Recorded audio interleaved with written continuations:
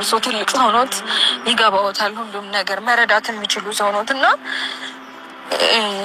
እኔ ከዚህ በላይ ከአብርሽ ጋር ባልቀጥል ደስ ይለኛል። ጋሽ ነገሮች አቅተውኛል፣ ከአቅሜ በላይ ስለሆነ ነው። በጣም ይቅርታ ይሄን ውሳኔ መወሰን ወይም በእርሶ ፊት ይህንን ነገር መናገሬ በጣም ነውር ነው። ለእኔ ራሱ በጣም ነው የሚያሳፍረኝ፣ ግን ከአቅሜ በላይ ስለሆነ ብቻ ነው እርሶ ፊት እንደዚህ መሆነው እና በጣም ትልቅ ይቅርታ አድርጉልኝ ጋሽ።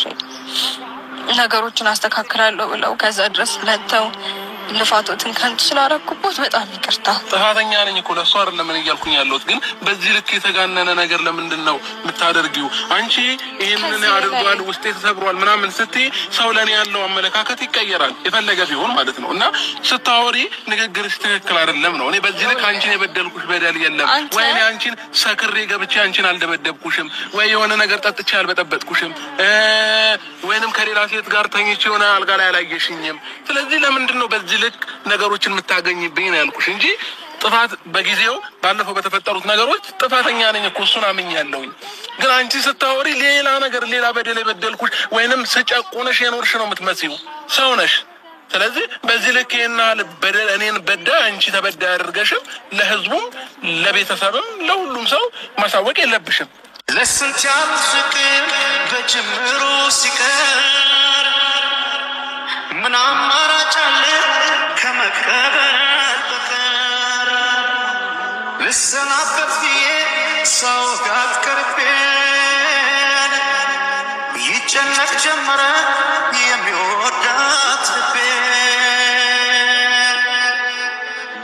እምቢ አለ ሆዴ ካነሳ እግሯን የስነሳ ያለ ሆዴ ካነሳ እግሯን እህታችሁን አቅበጡ፣ ዝም ብላችሁ ሌላ ወሬ አትስሙ። ተዛማቾች እሺ ሻናዋንም እኔ መላካ መሐላል ፈላ ማለት ይላል አሳልፈ ማትሰጣችሁ የፕሮፋይል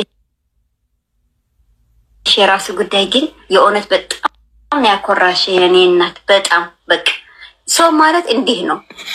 ምንም ብትይ ላቋምሽ ግን በጣም ጀግና ነሽ። የእውነት በጣም ነው የኮራሁብሽ የኔ አስተዋል።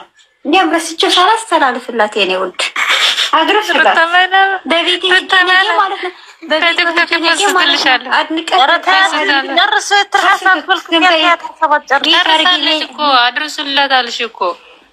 አሁን ነገ በቤትሽ መጥቼ ማለት ነው አገና ነው የምልሽ የኔ ውድ።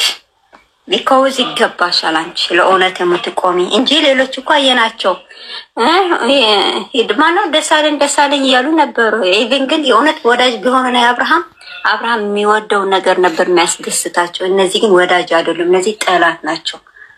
እነሱ የሚፈልጓት ሴት እንጂ አብርሃም የሚፈልጓት ሴት እንዲያገባ አይፈልጉም። አንቺ ግን ጀግና፣ ለልጆች ያለሽ አርአያ፣ የእውነት ጀግና ነሽ። ኮራሁብሽ የኔ እናት። አዎ ከተቻለ ቡታጀራ ላይ ማለት ነው ሐውልት ይሰራልሻል። አዎ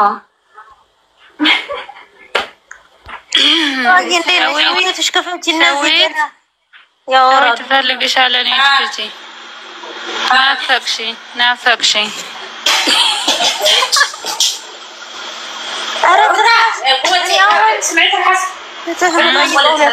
በሚቀበል ጾሙን አድሮ እንግዳ አብሽሩሉ ከጎኔ እኛ አለንላችሁ የሚል እንጂ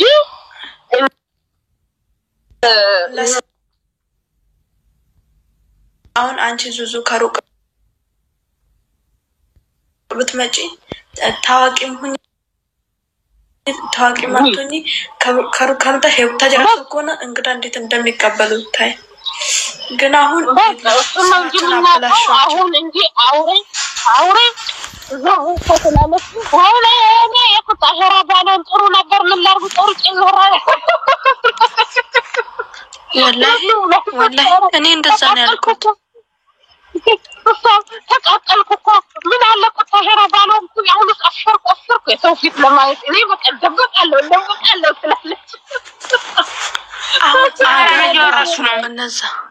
እያወራችሁ ነው እነዛ የለም ነበር ምን እያወራችሁ? ኧረ ስለ ሀገራችን ነው እያወራን። ምን ነው ተቀለቀልሽ? ምን ነው ስለ ሀገራችን ነው የምናወራው? አረኔስ ምንም ፖለቲካ መጣልሽ እንዴ? ስንባይ ጫቢ መታወሩን ልስማ ብዬ ነው። ያ ነገር አይደለም። ልዝፋንልሽ ወይ አልኩሽ ጸጣልሽኝ። ከዛው ስለ ሀገራችን ማውራት ጀመሩ። የለውም ስለ ሀገራችን ነው ያወራነው። እኛ ሀገር እንግዳ ተቀባይ ነን። በመጥፎ ነገር ተነስተን አናቅም። እንደዚህ በወረደ ነገር ስማችን ተጠርቶ አያቅም ነው ምን እያልናለው። ውዴ የኔ ማር ዙዙ ማለት ተስማማ። ሀገራችን እንግዳ ተቀባይ ምስኪንን አብይ ተቸጋሪ መርዳት እናቀው እናንተ ሀገራችን አረዙ ወላይ እንደዛ ትበይ አረወላይ እዚህ ቢላይ ሴትን ባልይ ሴት እንደዚህ ዘቀባ ያለቀሰ ብር ይሄን ያከው እዚህ ቢላይ ኛክ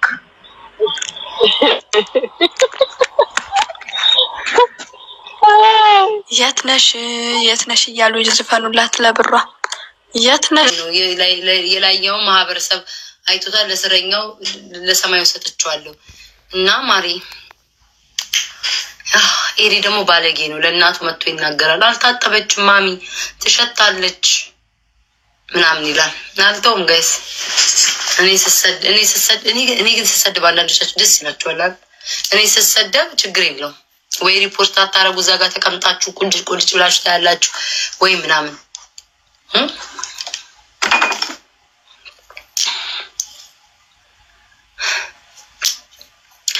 እስኪ ሊያንዴ ምን ተፈጥሮ ነው ሰው ቤት የምትጠርቆልሽ? አቤት ወሬ ለወሬ ማው ሻወር መውሰድ አለብኝ።